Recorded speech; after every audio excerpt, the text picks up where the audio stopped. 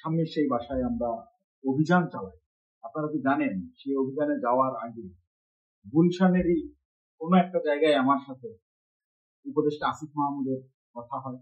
নতুন করে আলোচনায় রাজধানীর গুলশানে সাবেক এমপির বাসায় চাঁদা আদায়ের ঘটনায় গ্রেফতার বাকসাস বহিষ্কৃত যুগ্ম আহ্বায়ক জানি আলম অপু। সম্প্রতি অপুর একটি ভিডিও সামাজিক যোগাযোগ মাধ্যমে ভাইরাল হয়েছে।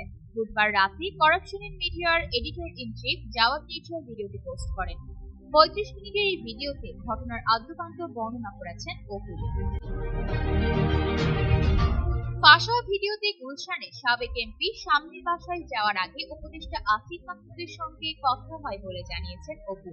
তিনি বলেন যে সমন্বয়ক গত বছর ছিল মহানায়ক, তারা আজ হয়ে গেল চাঁদাবাজ। এমনকি গুলশানে চাঁদাবাজির ঘটনায় টাকার ব্যাগ নিতে যে ছেলেকে দেখছেন সেটা অপু নিজেই, এমনটাও জানান তিনি।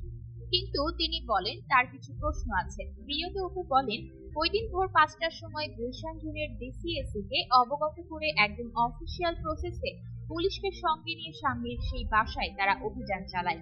কিন্তু সেই অভিযানে যাওয়ার আগে গুলশানের কোনো একটি জায়গায় উপদেষ্টা আসিফ মাহমুদের সঙ্গে তার কথা হয়।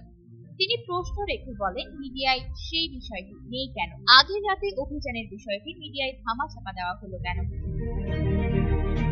তিনি চ্যালেঞ্জ ছুড়ে বলেন, 2.5 মিনিটের ভিডিও ভাইরাল করে তাদের রাতারাতি ভিলেন বানানো হয়েছে। সৎ সাহস থাকলে আগের রাতে সিসিটিভি ফুটেজ প্রকাশ করার দাবি করেন তিনি। তিনি আরো বলেন, তারা যে আইন শৃঙ্খলা বাহিনীর সঙ্গে অভিযানে গেছিল সেখানে তাদের মধ্যে কি কথা হয়েছিল সেগুলো প্রকাশ করার কথাও বলেন তিনি।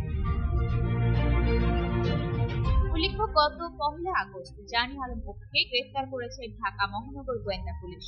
রাজধানীর ওয়ারি থেকে তাকে গ্রেফতার করা হয়। আশা অর্থী, নিউজ ডেস্ক, গ্লোবাল টেলিভিশন।